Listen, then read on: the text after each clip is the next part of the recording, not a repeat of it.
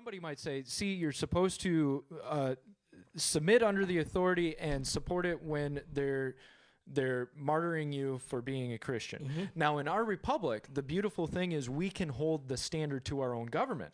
And guess what? If our government is not holding the standard of Christianity, the standard of God, we have a right to petition them, which is in our Constitution. Mm-hmm. We have a right to petition and redress in order to try and rectify that so that our government reflects a godly authority. That's exactly right, dude. Good point. And we're not those that are calling for rebellion, right? We talk a lot about what the government is doing wrong. Why? Because we want to hold them to a standard that we believe is a godly standard of how a government should act and respond.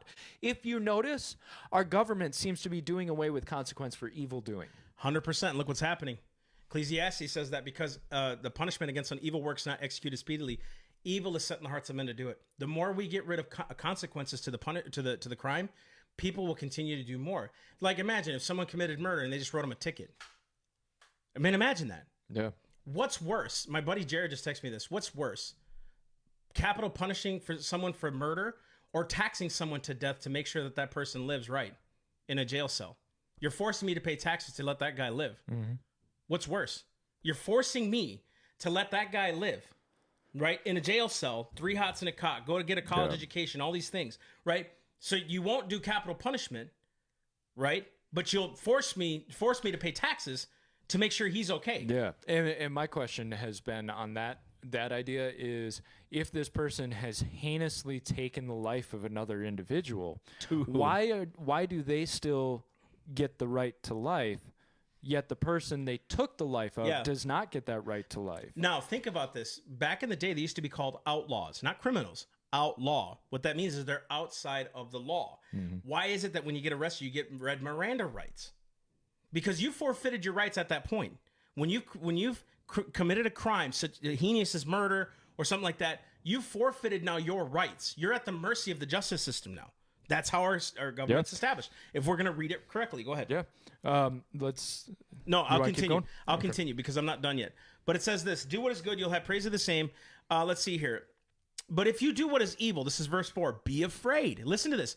If you do evil, be afraid. Why is he saying be afraid? Because judgment's coming. Judgment will come. Judgment will come against you from our justice system, right? It says this: for it does not bear the sword for nothing. It's a minister of God, an avenger who brings wrath on the one who practices evil. Which I want to tease that out a little bit. So the word wrath, when do we see the word wrath? It happens in God's judgment, right? It's a judgment acted upon a guilty individual. It's wrath. It's consequence for their action, right? Meting out the judgment.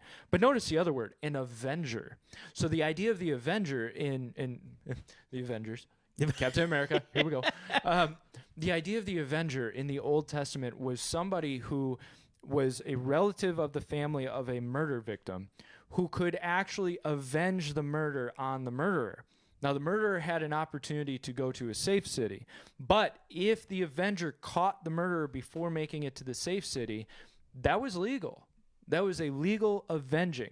Now, that role gets handed to God. That's right. It's not on us anymore. It's not on us. There's a massive difference between government doing what it does, and or judges doing what they're doing, and us having retribution. Yes. There's a difference between justice and retribution. I'm not called to have retribution. I'm not supposed to render evil for evil. That is not my job. Justice, however, has to be done. You want to know how I know that? God hated sin so much, he put his son on a cross. And he resurrected. He died for the sins of man. Justice had to be served. Yes. Paul died at the hands of government. Peter died at the hands of government. You see what I mean? So these things happen. Matter of fact, why did the Pharisees, this is perfect. Why did the Pharisees, why weren't they able to kill Jesus? Because it wasn't in their hands to commit justice against Christ. No. He had to take him to the justice system. Legal authority. Yeah. So they lied about him and all these things, but it was the justice system that crucified Christ.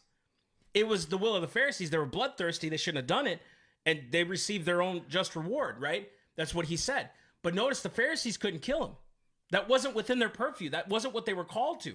I'm not supposed to have vengeance against my neighbor. I want their forgiveness and retribution and redemption. I mean, not retribution. I want their forgiveness and redemption, right? But here, I was terrible with money. I gambled a little bit, did my things, right? I had a bunch of debt. I was forgiven by Christ when I became a Christian, but guess what? My debt was still there. I had to take care of that debt. Mm-hmm. You know, my money debt, gambling debts, all those things. And it wasn't just gambling. It was a lot of other things. Right? I was stupid. I loved clothes and just got in debt, right? But I was forgiven by Christ. He redeemed me. Had I died, I'd still go to heaven. But I had to pay the penalty of what I'd done wrong. That's called reaping and sowing, right? If you sow death, the justice system will do what it does. Now, if the justice system decides not to do capital punishment, okay, that's on them.